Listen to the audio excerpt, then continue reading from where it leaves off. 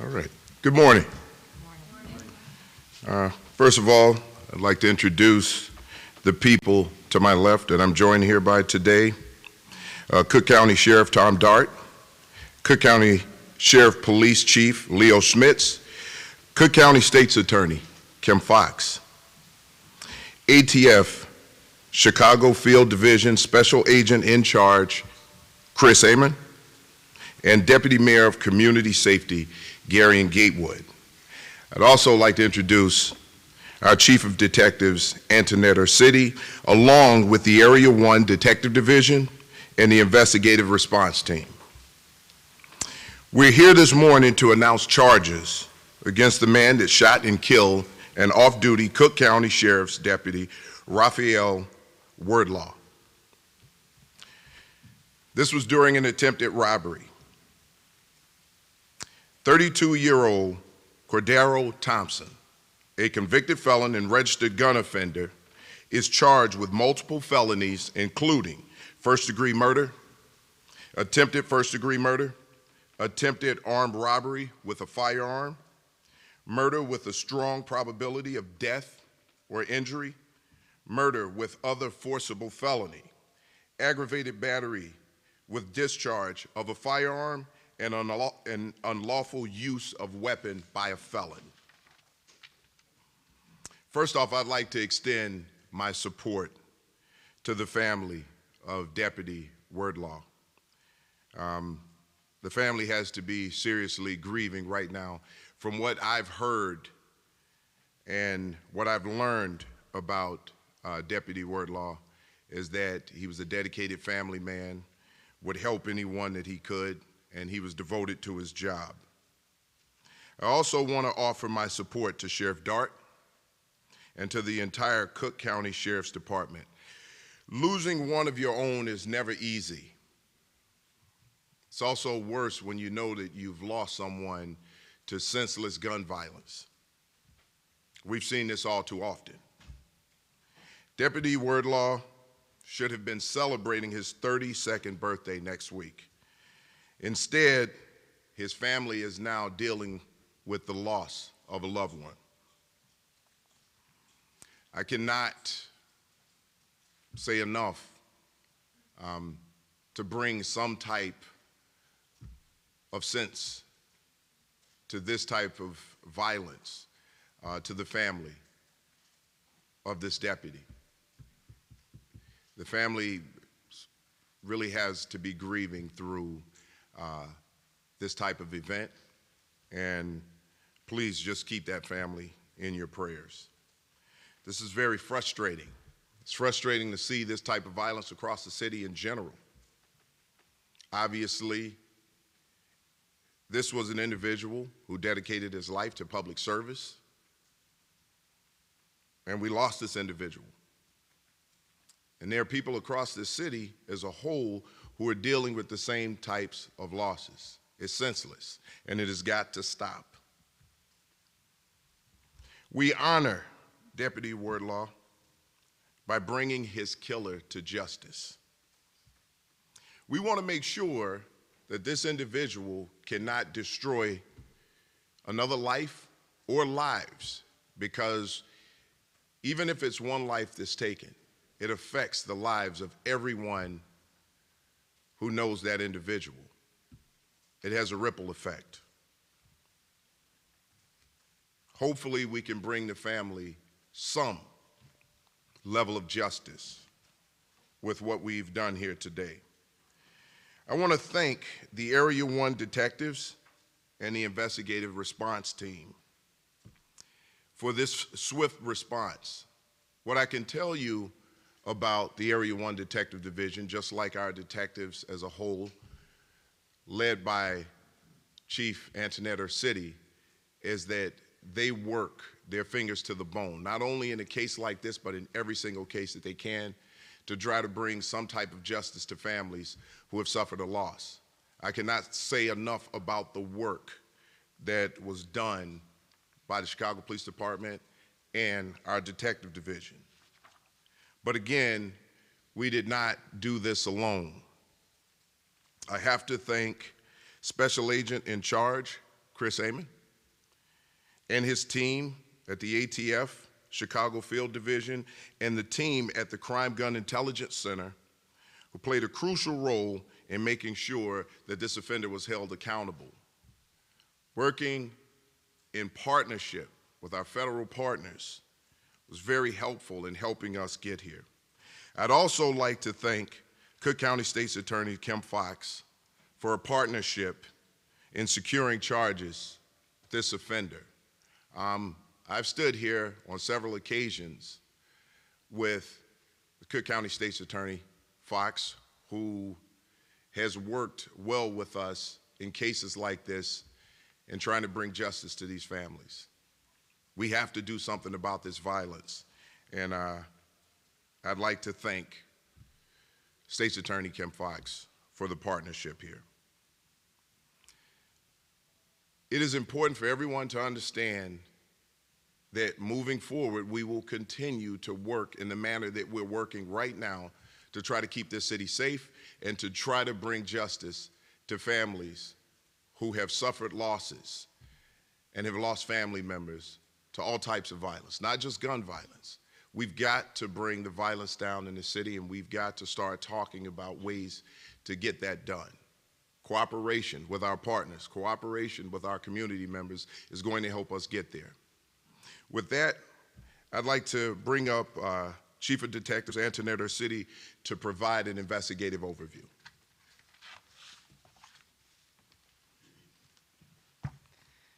Thank you, Superintendent Snelling.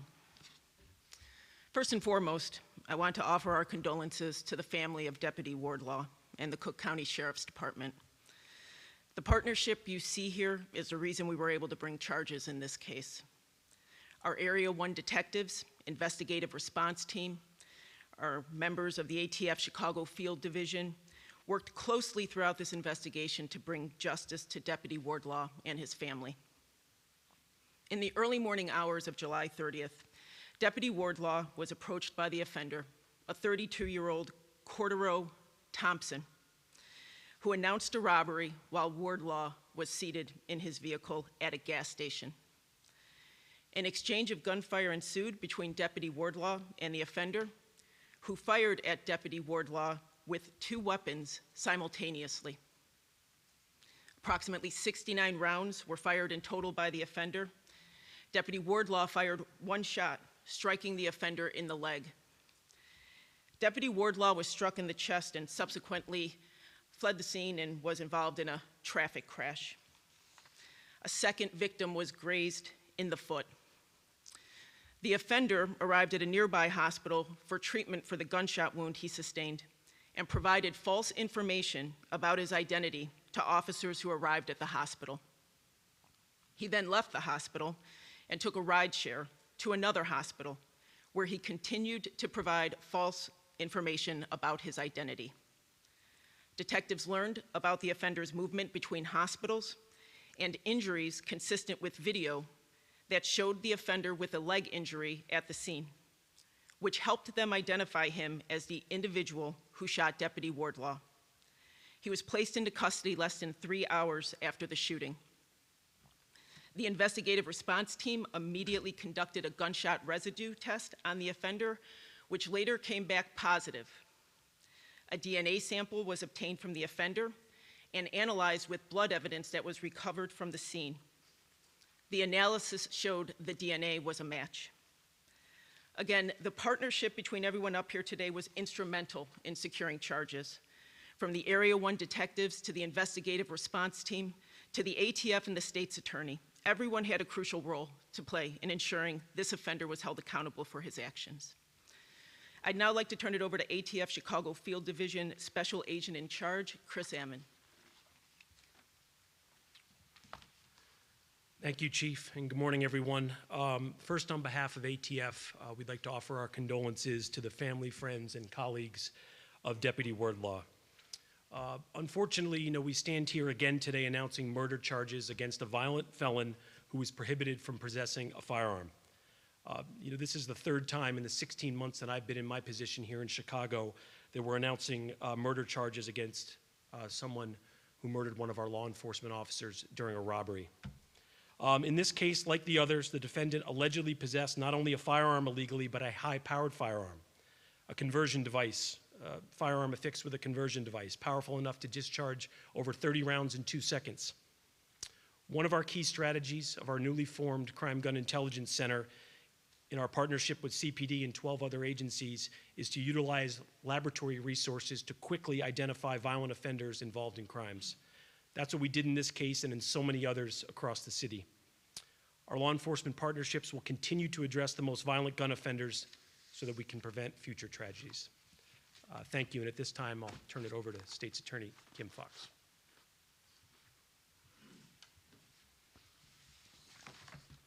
Thank you, Special Agent Amon.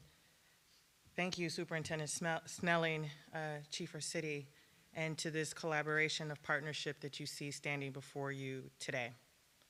Today, we stand united in our grief and in our resolve to seek justice for Deputy Wordlaw. He was a protector, both on and off duty. Deputy Wordlaw was an Inglewood kid who studied at Indiana State University to prepare himself to live out his dream to work in law enforcement. He sailed through the academy and took a job as a Cook County Sheriff's deputy working at the Cook County Jail.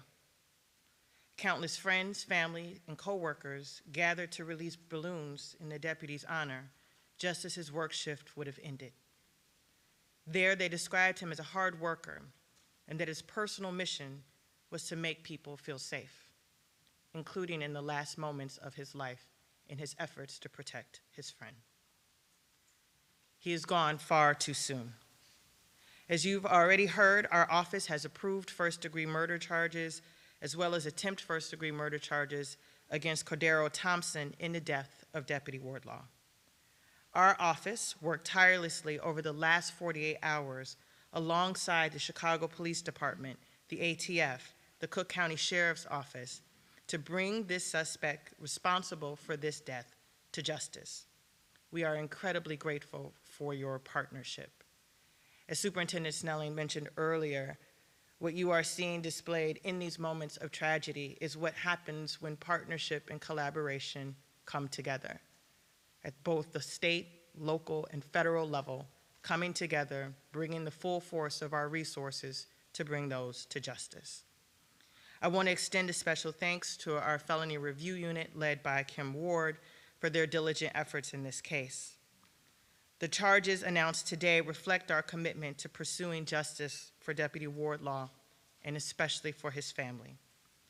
Mr. Thompson will appear in first appearance court later this afternoon at the Layton Criminal Courthouse at 26 in California. There will be a full recitation of the proffer at that time. The tragedy and loss comes as we have all lost a jewel, a good friend, a wonderful gentleman, and sadly, once again, a man of the law. To the persistent and violent and overwhelming pandemic of gun violence here in Chicago and Cook County. We must do more to prevent situations such as this, though we are prepared to respond when these incidents occur. We must be equally as diligent to ensure that they don't happen in the first place.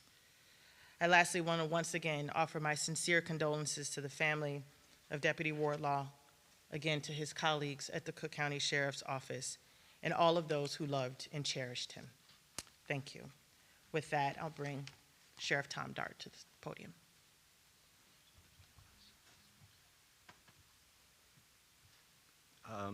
I just really want to, first and foremost, thank everybody. The work that the Chicago Police Department did was nothing short of phenomenal. Just fantastic, incredible work, amazing. And the ATF, absolutely incredible too. And the state's attorney's office, my God, everybody worked so well. I can never thank you enough for this. It means so much to our office. Kim nailed it when she was talking about what he meant to people in our office. I did not know him personally, but I know many people who know him very well. And he was absolutely amazing. He was everything Kim talked about, the colleagues talked about. He was someone that always was there for everybody else. I spent some time with his mom right afterwards, and This poor woman, absolutely incredible woman. She kept talking about how Rafael's entire vision in life was to follow in his father's footsteps. His father worked as a police officer at the Chicago Police Department in the Inglewood area, too. And he wanted to follow in his footsteps. And he told his mom that he wanted to be a hero like his dad. Unfortunately, he became a hero. And he became a hero because of our guns, the guns that are everywhere, absolutely everywhere. It is something that we as a society, not Chicago, this country, must come to terms with. How in God's name can we have someone firing off 69 rounds at somebody in a sane society? Come on. This has to stop. I just cannot emphasize enough to you when I was talking to his mom, the things that he gave up for this community. His mom said over and over again, she was his only son. And she was adamant that she wanted him to give her a grandbaby. And he was just as adamant saying, no, I want to help everyone else. I want to help everyone else. So here was someone that was a true public servant, gave up everything. And in the end, was there trying to save people. Folks, we have to do much, much better here. I cannot once again thank you, Larry, that the work your folks did, Kim, your folks, ATF, absolutely incredible. Thank you so much. With that, we'll take any questions that you may have. Thank you, sir.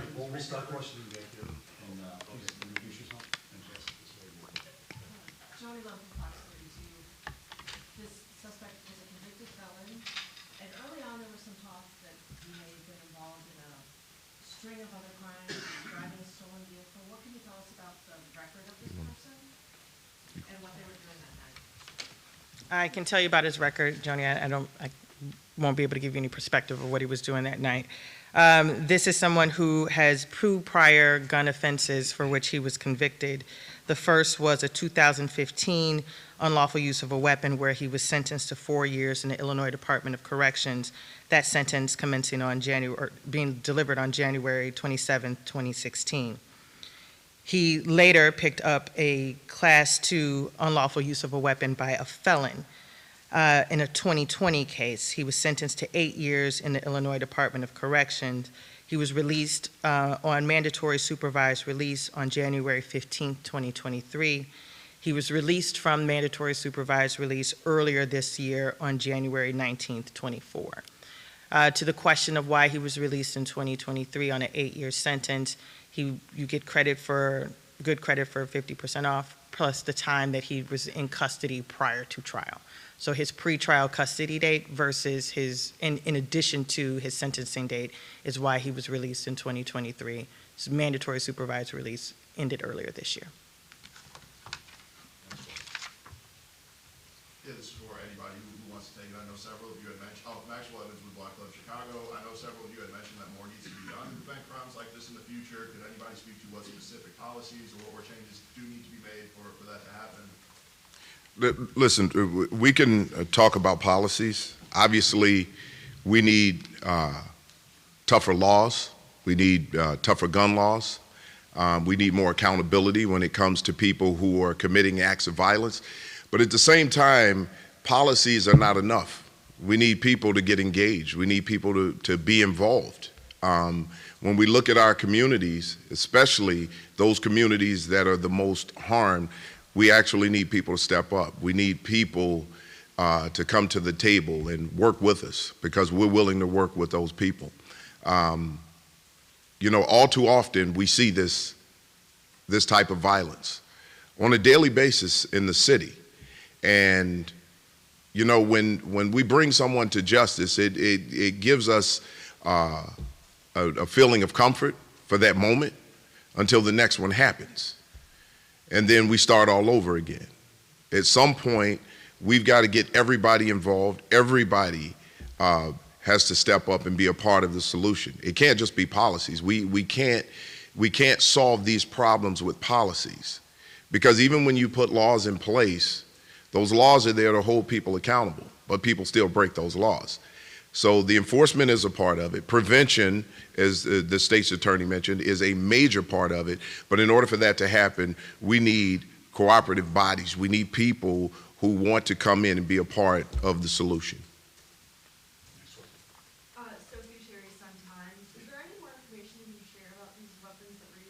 on what sort of weapon the deputy had, and were both of this offender's weapons, did they have that conversion device on them?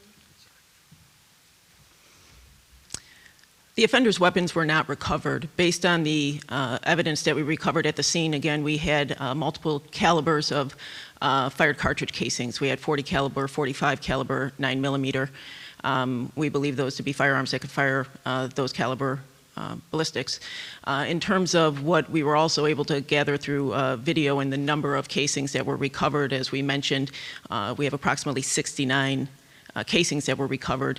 It does appear very preliminarily that one of those weapons at a minimum had a conversion device, but those weapons have not yet been recovered to confirm that, but based on the evidence we've gathered, that's what we believe. So you said, sorry, 69 shell casings, and it's believed that the deputy just fired a single shot, I think you mentioned, right? Is that correct? Yes. Good morning, Michelle Gabler with ABC7. I have two questions, if that's okay. The first one, can you walk us through a little bit more of the detail of the offender basically making his way to the hospital and lying about? Can we tell, what hospital did he go to first? Why did he leave there and go somewhere else? Where was that somewhere else? Just if we can add a little more detail to that. Sure. One of the things we're going to be putting out later from our Office of News Affairs is a image of a vehicle that we believe our offender had been in prior to the shooting. We have reason to believe that that vehicle was in the area of that gas station circling around, and that our offender exited that vehicle, at which time he approached and announced the robbery, and the events unfolded as we described. After the incident, we see our offender go back towards that vehicle and leave the scene. We then were given information that we had an individual with a gunshot injury at Insight Hospital. I believe that's on 2525 South Michigan or State.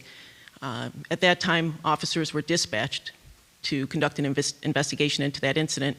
As we mentioned, the offender gave false information about his identity. Once officers arrived to conduct an interview, he did not want to speak with the officers, and he then left that hospital and made his way through a rideshare to Northwestern Hospital, where again, we were notified that an individual with a gunshot injury was there seeking treatment, and based on the injuries being consistent with what we can see to be the injury that the individual sustained on the scene, as well as giving a very similar alias, which we will not be disclosing here, but a similar alias, a lot of this led our detectives to make that connection and to bring him into custody less than 3 hours after the shooting. Next question, please. Yes, at the hospital. Am I able to ask a second question? Try and get one in for everyone first. Yes, and one. Can you just clarify, I know somebody mentioned that the deputy's father was also in law enforcement, did I hear that correctly? Yeah. In Inglewood? Yeah. Yes. Could you say how long he was on the force? I really can't give all the details. His mom was walking me through it, and that she referred to the fact he was at Inglewood, and he either in the house or in the neighborhood was referred to as officer friendly, and that's what Rafael aspired to be. Thanks.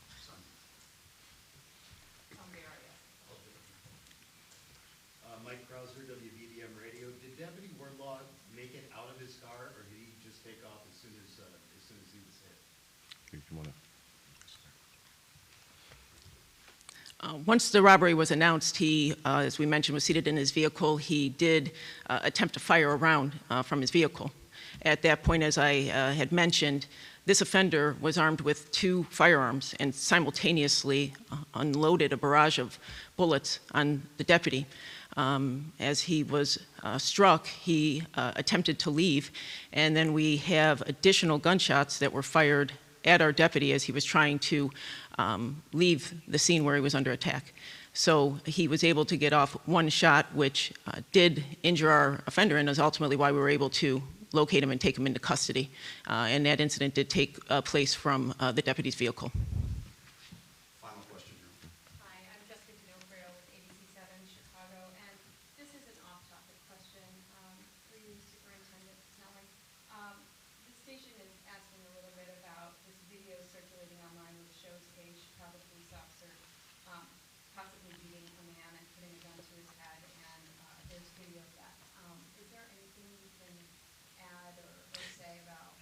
Yes, we're aware of the video. We're aware of the video. It's not a complete video. It doesn't show everything. What I can tell you right now is that that ended in an arrest, gun recovery at the time. But what I will tell you is the Chicago Police Department, myself, we take these things seriously. There's an internal investigation that has been launched. The night that this occurred, there was a complaint register number pulled by one of our members just to make sure that this is investigated properly. And as the investigation unfolds, we'll be getting out more information on that. Okay? Superintendent,